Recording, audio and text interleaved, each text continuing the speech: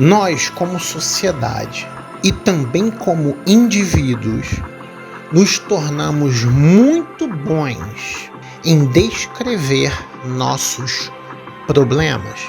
Nós nos tornamos eficientes, detalhistas, quase especialistas nos nossos problemas, nos nossos defeitos, nas nossas falhas, nos nossos traumas, seja lá o que for. Existem profissões que são dedicadas só a descrever os problemas da sociedade, os problemas do corpo humano, os problemas do... Qual é a implicação disso? Existe um raciocínio que é parte da solução das questões da vida, que é a ideia de que se eu souber a causa de um problema, eu posso resolvê-lo. E este não é um raciocínio errado, este é um raciocínio correto, mas ele é só uma parte da solução. A outra parte é saber aquilo que a gente quer, é saber o que precisa ser modificado.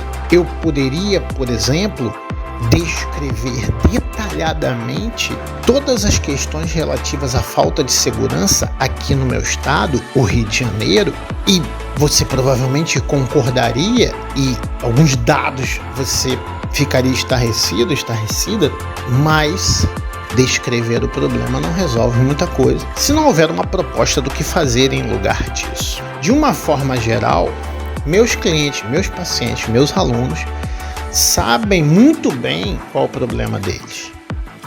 Eu pergunto, qual é o seu problema? É que quando eu chego perto de uma figura de autoridade, eu travo, não consigo falar nada. Às vezes o garoto fala, quando eu chego perto de uma mulher muito bonita, de um homem muito bonito, eu travo e não consigo falar nada. A outra pessoa diz, eu tenho esse problema que eu não consigo pensar positivamente, ter uma perspectiva esperançosa em relação ao meu futuro. Então a pessoa, normalmente ela sabe descrever exatamente os problemas. Nós somos treinados pela programação social desse planeta prisão em que a gente vive para descrever muito bem nossos problemas. Se você quiser saber sobre relacionamentos abusivos, você vai entrar na internet e você vai ter trocentas informações. Gente falando, descrevendo a codependência, descrevendo o transtorno de personalidade narcisista, descrevendo. Você vai saber exatamente como o problema acontece. Mas há muito pouca informação prática, aplicável sobre como resolver. É aquilo que eu sempre falo de exemplo. Você vai na palestra motivacional e o cara fala para você, você tem que ser determinado, você tem que ser motivado. E isso é verdade que ele está falando.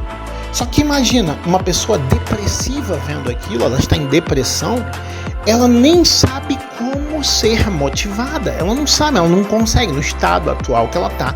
Ela não sabe quais são os passos.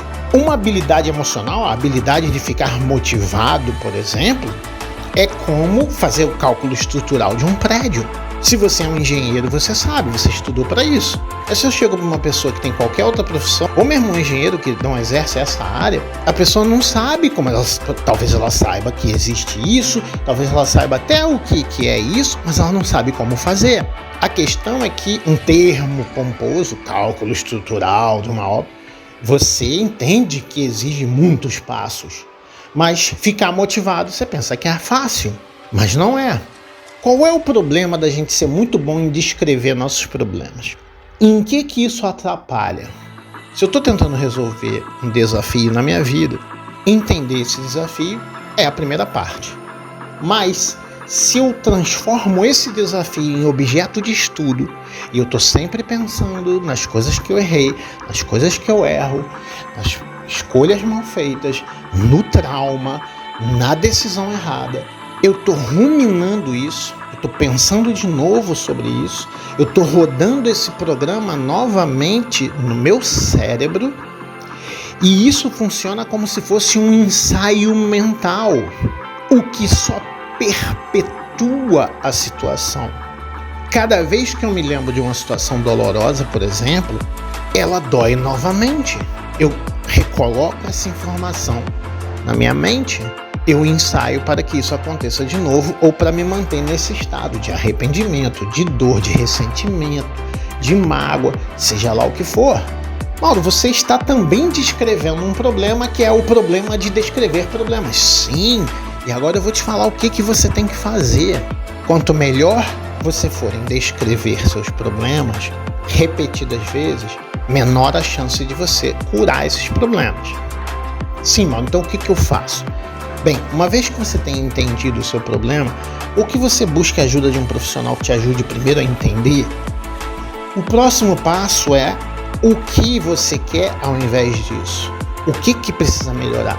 Por isso, naquele vídeo, nas aulas que eu dou sobre livro-ato, eu digo, você precisa anotar o que você fez certo no dia anterior e o que precisa melhorar. Eu vejo pessoas fazendo livro-ato, fazendo diário e escrevendo tudo que fizeram de errado. Ontem eu vacilei nisso, eu fiquei com raiva e falei besteira para a pessoa amada, eu fiz isso, aquilo outro e tal. E ela repete aquilo, ela revive aquilo. Muitas vezes não para elaborar corretamente, mas para se culpar. E a questão toda é, sempre que você quiser melhorar em uma área em que você erra frequentemente, a fórmula é: pense em tudo que você fez certo.